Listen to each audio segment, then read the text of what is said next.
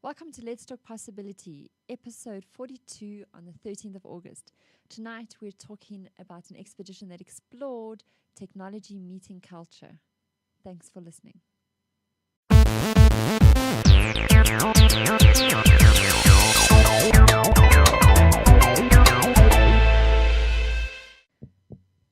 Welcome to Let's Talk Possibility, where we explore ideas, challenge thinking, and inspire action. I'm your host, Telana Simpson, and with me is co-host Chris Dykes. Good evening, everybody. And tonight we're doing a bit of a different show, and we're going to talk about an experience we've had. We had Dion Jerling, who's actually right now on Skype with us, all the way from Lusaka in Zambia. How's it, Dion? Hi, Telana. Hello, everybody. Good evening, Dion. How are you doing? I'm good, thanks, Chris. How are you? A little bit chilly. Yeah, I believe it's pretty miserable down there. I hate to tell you, but it's still 22 Oh, just lost you there for a second. degrees in the evening here, and we're sitting outside having a rather nice braai. So, sorry. Well, yeah. So just to go back to explain why us three are here again is That's couple of weeks ago, or even a few months ago, we had Dion on the show, and it was episode 34. If you want to go look it up. And he was talking to us about his business called Connect Africa, which is taking connectivity into rural Africa.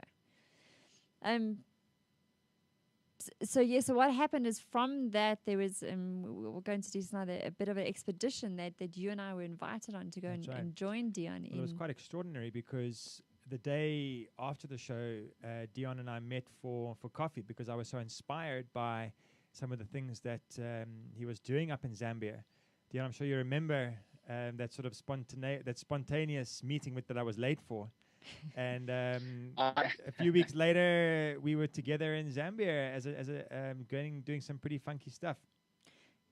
It was extraordinary how it worked out, wasn't it? Because I happened to be in South Africa at the time, and shortly after we met for that coffee, I was called by my office in Zambia, who said that there's a government initiative in Zambia to connect all the chiefs' palaces in Zambia. And as this was part of our strategy, our original strategy, in that by providing coverage into rural areas, we look for areas where there are more people. We look for areas where the equipment will be protected and safe. And a chief's palace who represents an entire region is an obvious place to start. So we were very interested in that. What became apparent was that not everybody knows where these palaces actually are. You can get directions to get to them, but nobody knows what the GPS coordinates were. And I don't know if you remember, Telana, we sat together and wondered, imagine having to do a trip whereby you are given a vehicle, you are told to go off and find these so-called lost palaces, these palaces that don't have GPS coordinates, and what an experience that would be. Well, we turned it into a little bit of a trip, didn't we? We turned it into an expedition, as we say, our Lost Palaces expedition. And we managed to pull the whole thing together in a couple of weeks. And then, Chris, you introduced me to Francois. Francois is a film producer or runs a production company. He got excited about it, and within 2 weeks, we had a film crew up and running on an expedition. It was the most incredible experience. Perhaps it just might be worth saying that the palaces we're talking about, it's not so much Indiana Jones and the Temple of Doom. or the Buckingham Palace of the Queen of England. The Queen of England certainly wouldn't be terribly happy. No, these are often straw little huts with a straw little fence around them in the middle of nowhere. And from Dion, from what you were saying, a lot of them are nomadic to some extent, given the weather patterns and the rainy season.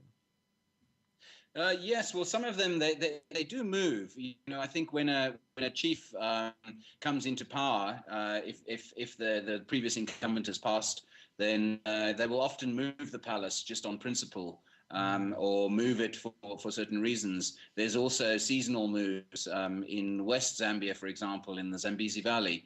The chief or the paramount chief's palace is on the floodplain in the dry season, and obviously he moves it when the rainy season comes. And In fact, there's a very big ceremony called the Kumbuko ceremony, which is around that very move.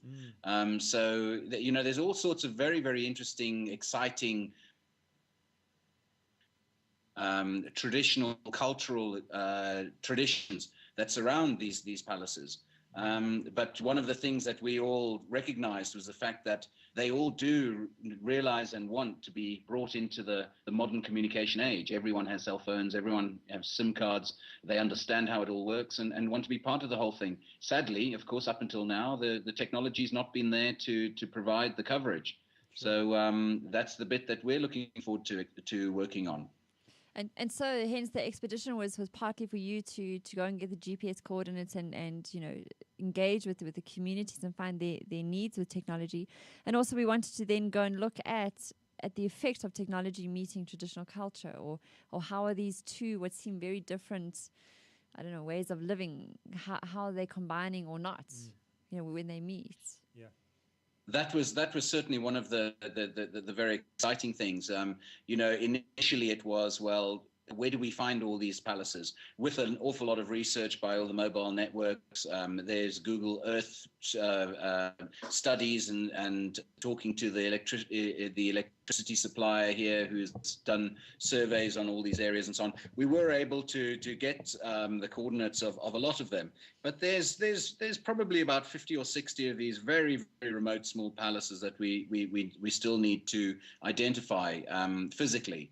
And we will hopefully be extending the expedition, to go and find them literally.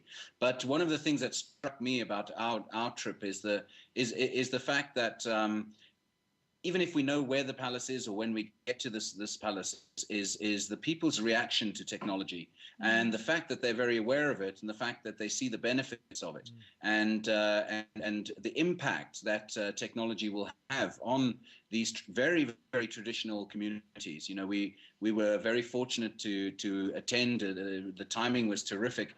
That there was a traditional ceremony on one of the weekends that we turned up. And we were able to participate in that. And it goes back hundreds and hundreds of years where they're demonstrating their prowess at hunting and defeating sort of, weaker tribes around. And those cultural traditions remain very, very strong. And how would technology impact on that? It's not always positive necessarily, but by and large it is. And the feeling from the people is very much we want to be part of it. So we had some fascinating discussions. And Telana, you've done a fantastic job in recording a lot of these experiences on the website and your blog. Yes, and as we were saying, if anyone wants to have a look at my little ramblings about our experiences, you can see it on bit.ly/Connect Africa. And we'll give that website address again later. But I know, Dion, you unfortunately can't join us for the whole show. So thanks very much for your time. Is there anything else you want to passing comments about the experience? Well, I think really it was even for me. We working in the rural areas, we think we know everything, and of course, when you actually get out and you meet the people, you realize that there is just so much that people can gain from coverage or connectivity in these rural areas.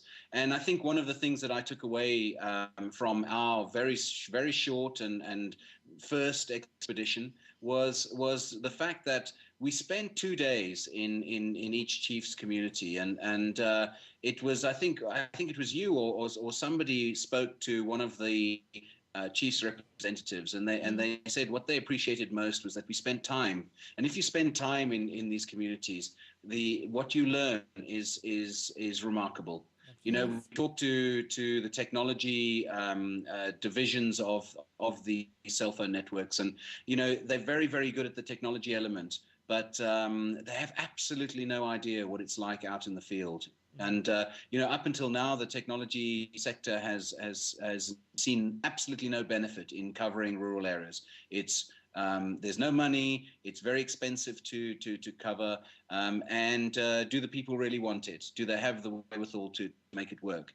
And I'm very happy to say that the answer to all three of those is absolutely yes. Technology in the last 12 months or 18 months has evolved to a point where we can put in low power, low tower, low cost infrastructure We can provide services on 2G technology that will introduce people to the communications that urban areas can enjoy, and the people definitely want it. They have the resources. They do spend the money on it, remarkably more than we expect, because it's a very, very useful tool. So it's a very, very exciting time, and to be able to be part of that and open up these markets to or open up these communities to the modern communication world is a very, very exciting thing to be part of. And of course, the fact that these individuals within a state of relative sort of poverty, let's call it, are willing to spend the money is simply indicative of the fact that it offers so much value and benefit. We can't hear you, Chris. Your mic has slipped down. So Dion, thanks so much for joining us. And okay, no, it's a pleasure, Telana. But perhaps I can leave you with just one little anecdote that happened in the last couple of days. In fact, just on Friday, I was talking to the chief technical officer of one of the big networks in Africa, and he's of the old school, where he was one of the very first technology specialists in the cell phone industry, going back 15, 20 odd years. And he said one of the things that he treasures most is being there when they turned the network on in certain towns and cities. And he said nothing can compare to that moment when you switch on a network and everybody's phones come alive. And he said, sadly, the new guys in these networks are never going to experience that. And I was able to correct him and say, well, actually, we might just be able to, we are going to be doing that. We're going to be turning on these villages.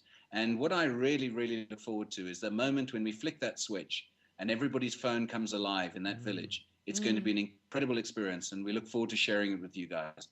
And the fact that the guys have been hungry for it and they're totally aware of what is available just makes it that much more sweeter. Yeah, and they won't have to walk for kilometers to get coverage.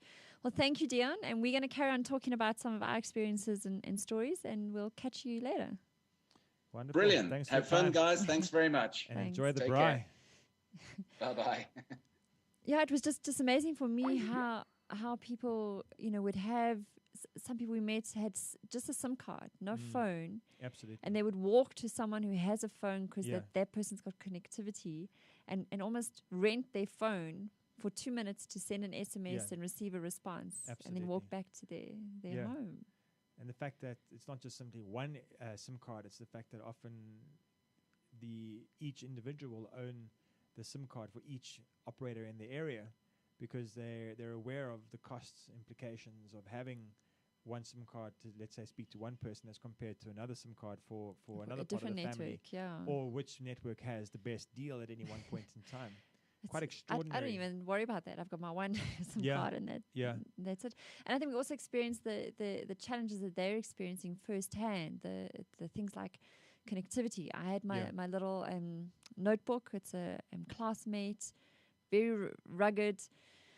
Okay, it's waterproof, shockproof, dustproof, childproof, everything proof. It was awesome for the kind of rough, rugged terrain we were in, and that. But the battery died out. Like anything, a couple of hours of working on that, and you need to charge it up. And we experienced the challenge of that because there is no electricity. Yeah. I think in this particular instance, the computer was used by the iSchool infrastructure. As well, they use the same. Yeah. So therefore designed for rural applications within education, but also having access to some kind of charging device, whether it be a solar or linked to the grid. And so in that instance, the computers are still applicable, and the technology is still available on an ongoing basis. Yeah, but so I had my little solar panel that would half charge my phone only. Yeah. But then it'd take a couple of hours to recharge that. We used the car charger like to death. We used our generator, which also then had a few issues that gave us, we managed to find some people with electricity. I mean, the one chief did. Quite extraordinary how willing people were to share their electricity. Oh. And it's such a valuable commodity, and it's such an integral part of society. we take it for granted, but Yeah. in there Yeah. it's like, yeah, sure. And even the farmers, so when we met, we went to explore the different people and things that are happening in the rural area. And the farmer who has his solar panel that's charging the car battery that he uses to charge his phone, and the phone he wants to use to speak to his children who are a day and a half or whatever away, because the school is too far to walk every day. So they live in a hut near the school. Yeah. And he just wants to know that they're okay. Yes. Besides the fact that he uses it obviously for the farming side, where he's able to phone ahead to markets and find out what the price is for his mealies and corn and soya beans and cotton, yeah. so that the middleman that comes to buy from him, it doesn't rip So him he's off. no longer dependent on the almost like a barter system or a local industry, but now he can participate in a much bigger in the bigger industry, bigger economy. Yeah, and just possibly through a even phone global call or economy, SMS. depending on the links that they would have to a community and to a bigger infrastructure. Yeah, and then who else? We met at the schools. Yeah. Meeting some of the teachers. I remember the one teacher, and he's sitting in his office, which is dark because they've got no electricity, so there's no light, and there's a few holes punched in the ceiling, which we were all saying, what happens when it rains? And thank goodness that it doesn't rain much. Yeah. But there's lights to try and let some light into this dingy office, and his role, he said, is to educate. That's right. And how technology would help him, And somebody like that who was completely motivated and dedicated without the tools to really make the difference that's possible. He was actually brought in from one of the urban schools because of the change that he had made, and now brought into a rural school without any of the infrastructure. It's just such a shame that he has no access to the kind of resources that we would take for granted. And they were saying that some of the schools are finding that a challenge to keep good teachers in the rural areas because their life and their community, they're people that are in the urban areas, but they got nowhere to communicate with them if they don't have cell phones and that, and so they don't stay for very long. Yeah. Like we in fact, in one of the schools that we visited, in the principal's office, they had a chart showing the pass rates since 2007. And I can't remember the exact numbers, but it was something like in 2007 there was a pass rate of 19%, and then it went down to 11%. And then in 2010, the pass rate went up. For 2009, the pass rate went up to 60%. In 2010, went up to 70%. And then all of a sudden in 2011, the trend went back down to literally 14%. And when we asked the questions, why is this happening? It was a very simple answer. They were able to get teachers to the school for those 2 years when the pass rate was good, but because of lack of access to technology, electricity, cell phones, and so on, and lack of teachers. And a lack of teachers, they got relocated or moved. They chose not to stay in the area, and so literally the pass rate went down to less than 20%. Quite just so sad. It just shows like how dependent we are on something to educate us. Yeah. Whether it's access to books through the internet, information, or in this particular the instance, teachers, just a simple lifestyle. Human being. and by making the lifestyle available, we then open access to the skills that are available. Yeah. And one of the other characters we met, I know you really enjoyed meeting him. The traditional Dr. healer. Longwani. That's it. I mean, he was a guy that just absolutely glowed with energy and had this wonderful smile and these eyes that just couldn't speak sparkled. English, so we couldn't actually communicate directly with him. But there was a real connection. But there was, such an amazing connection. And we literally bundubash to get him. Come rugged road without you can't go without 4x4. Rural. Yeah. So thank goodness our 4x4s, and we break through these bushes and we come to this little community of his family on these couple of huts, and probably get 6 to or speak 7 to huts, him. I think. And for some reason, he had a little bit of connectivity. Yeah. Right where his office is, and he received a call, and the call was from a guy. How many? It was like 2 days away. 2 or 3 days travel at least. Maybe it was even more, and he was phoning to make sure that the doctor was going to be there. You want to travel for 2 days, 3 days, and to hear that the guy's gone on holiday. or for some reason can't see you. Absolutely. So that way I thought was amazing. That now those traditional healers are expanding their business, if you can call it, their ability to generate an income because of connectivity, and also offering their traditional and their intimate knowledge of the medicines available from the bush to people that would otherwise not have access to this kind of access to knowledge. Yeah. And even so the actual clinics we went to, the doctors. I mean, one doctor said like he would love to have computers, because right now all the patients fill out a little booklet, and there's not enough space at the clinic for all the people in the community to have their own booklet, so you can't keep track and so keep a history to see what was happening to these different people. So all they needed was a database. Just it having that database would have made a massive difference. And besides, obviously, the most obvious reason why connectivity, and technology for that area, like being able to phone the hospital and say, we need an ambulance, versus sending someone on a bicycle to cycle for a day to find a phone to call for the ambulance, who then has to somehow get on those roads. I don't know how the ambulances get on those roads. To the clinic to. Yeah. So it saves lives. Technology can literally save lives. And I mean, you obviously talked about some of the more the sort of more, I guess, benefits that we would expect, which was you use the internet to do the research on certain drugs, or be able to try and figure out why this patient is feeling the way they are. Even speak to specialists. I think that's what they're saying. And just having technology to educate, being able to show a movie to people who can't speak your language, because there are 70 languages or something in Zambia. I think like the vernaculars and the dialects or something. And if you can't communicate the intricacies of things like AIDS and malaria, how do you anyway? So technology the role in the preventative space is massive. But I think also what is so interesting is the effect technology, like some of the chiefs are saying, is having on their traditions and on some of the values. Like they were saying, they feel like they're losing the value of respect and the ability to teach that to the upcoming generations, because they're spending more time looking at other cultures and engaging on their phones, the ones that do have, listening to music and Facebook. And I think there were two different chiefdoms that the message came through. Like they were saying, they want technology because they know it's important, because this is a modern world. Yeah. I mean, that's, I think, literally their language they're using. Very practical benefits in a day-to-day life or so. Yes. Being able to communicate with communities, because just what, 10 years ago, Chief Demuno, they were using drums. Just 10 years ago, they were using drums, so different beats and different they were putting somebody tones onto a of bicycle. Drums. Yeah. And bicycle was how they're using to communicate with their community. Yeah. I mean, imagine drumming, that there's been a death, or we need help, or there's a certain ceremony going on, or. Yeah, it's just fascinating. So, but they also, so going back to what I was saying, that the two chieftains that made this point, they said, like, we want both, because the only way for them to coexist is we need to have them. Absolutely. We don't have modern technology. We don't have connectivity. We don't have electricity. So how can we keep both? How can we protect our culture and do it if we don't have them?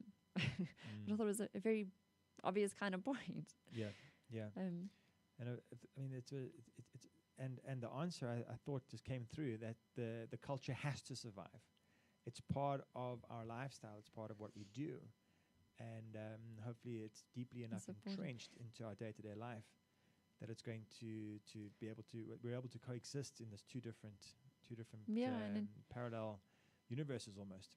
So two thoughts come to mind. That, I mean, there was some traditions that they were actually starting now to discourage because of technology and some access to information. For example, polygamy. Is that how you say it? So having multiple wives. Sure. Well, one man having multiple wives is now something that was always part of the tradition in rural Zambia. Now is not. They're actually discouraging it. I don't know if you remember that, because of AIDS. Sure. And now they understand how AIDS is spread through education, and what's helped to educate is connectivity and being able to speak to other people who know about AIDS and that. So some of the traditions are being modernized. I think that one elder that we gave a lift to was his like explanation, and because it needs to be. Yeah. One of the and yet the tradition of like the value of respect for your elders, they don't want to lose. One of the things that did come up though was that with cell phone technology, it becomes so much easier to have multiple girlfriends or multiple boyfriends, because you literally phone your wife and say, well, I'm still walking the way home, Well, whereas you're I somewhere remember else that they said that was a drawback, is that you would get caught. One of the downsides of having access to that technology, and it was actually was that brought you up get quite caught.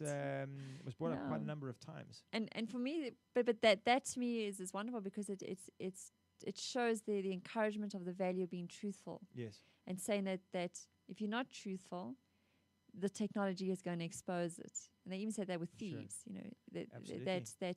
that now people who are being attacked or something, they're able Yeah. to phone and say we're being robbed, or something's happening, yeah. and the thieves are being intercepted. I didn't pick up so much that it was about the exposure, more the fact that it was enabling the process to happen. But interesting how we're seeing the things in so many different ways. So we asked a question earlier of Dion. What was your biggest takeaway from the expedition? And for you, what would be your biggest takeout?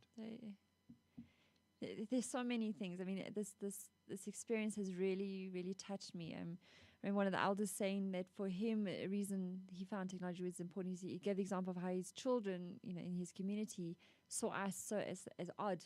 These visitors that are coming in, and they would spend so much time hanging around us. And he said, like, technology would be able to educate them and show them other cultures, so that they wouldn't think it's odd, and they would start to see that we are actually one, that we are similar. And for me, that I think what it was touching was just seeing that, just realizing that we all have to bath, for example. Mm-hmm. But I am so grateful for the privileges I have, and I really do see it as a privilege now that I can go and turn on a tap and out will come hot water and run a bath. Sure. And have some privacy in the way I see it. Whereas there, for those couple of days, I had to go pump the water out the borehole. Mm-hmm. And you had to even help me, because it's too Yeah. heavy to carry it onto the fire, heat it up, carry it then to an enclosure somewhere, and to bathe in. And it's Yeah. just that, and just that how technology is such a part of my life that I take it for granted that I can just plug my phone in, charge it, and then phone someone. Mm-hmm. And in those communities, they want technology for the basics kind of human, communication. They don't want it to necessarily for entertainment. That's like I suppose will come. Yeah. They want to be able to phone to make sure their kids are okay. Mm. They want to be able to phone to see, if their patient has healed. And that one phone call can possibly save 6 or 7 hours of walking. Yeah, and so I'm just so grateful for that I Yeah. actually want to hear people's voices more now, and Yeah. just understanding that I have the ability, I'm connected. I'm one of the lucky few. Sure. Yeah. And Sure. what about you? What are you taking from the whole I think experience? for me, there were two things that were really profound. The first one was the fact that I think, well, certainly for myself, and I think for a lot of my the people that are in my social network, we've lost a sense of community. That is it's actually a terrible loss. Spending so much time watching people around us who are an integral part of each other's lives and who are constantly helping one another. And at night, it's not just watching TV, it's about going and having a conversation. Children outside playing games, whether it be soccer or a kind of touch and run derivative or what have you.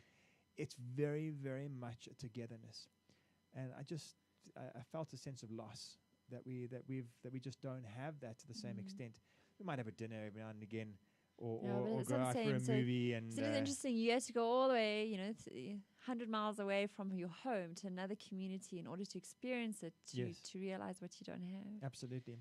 The second thing that really just had a tremendous impact on my life was when we were at in the first palace that we visited, a chieftainess called Chieftainess Kabulwe Bulwe, and there were a number of the women who were busy plastering the floor at one of the local huts. And plastering mean literally with mud from anthills. Yep. And sort of coloured a little bit using some dye, and then we would be smoothing down the floor. And one of the ladies in our group was asked to join in, and they started speaking and sharing stories. And at one point, two of these women were crying together and hugging each other and sharing a moment of grief. And it just struck me so forcibly that, notwithstanding these differences that exist between our societies, we're ultimately still one group of people. And that it just reinforced how important it is for me that we look after each other and that we do what we can to deal with issues like technology, or even if it's simply helping people that are in our communities that are struggling. And for me, that was just a really, really big reminder of how important that support is. So so if you want to hear some more of our experiences of a very few touching weeks in Zambia, please do have a look at the blog on connectafrica.net's website. If you go to http://bit.ly/Connect Africa. So bit.ly/Connect Africa. You'll be able to follow the stories. They're actually still being uploaded as we speak and stuff, but there's some really interesting experiences that we had there.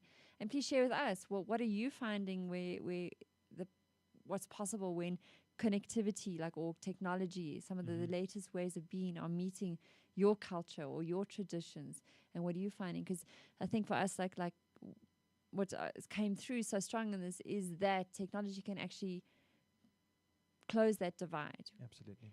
By using technology, we can learn about other cultures, and when we learn about other cultures, we learn how connected we are. We need connectivity to see how connected we are. We're also hopefully going to be releasing a promo video that we took when we were up there. So keep a lookout for that. Yeah, on Facebook. Follow us on our Facebook page, or on Twitter at LT Possibility. And we get all those details. Till next time. Good night, everybody.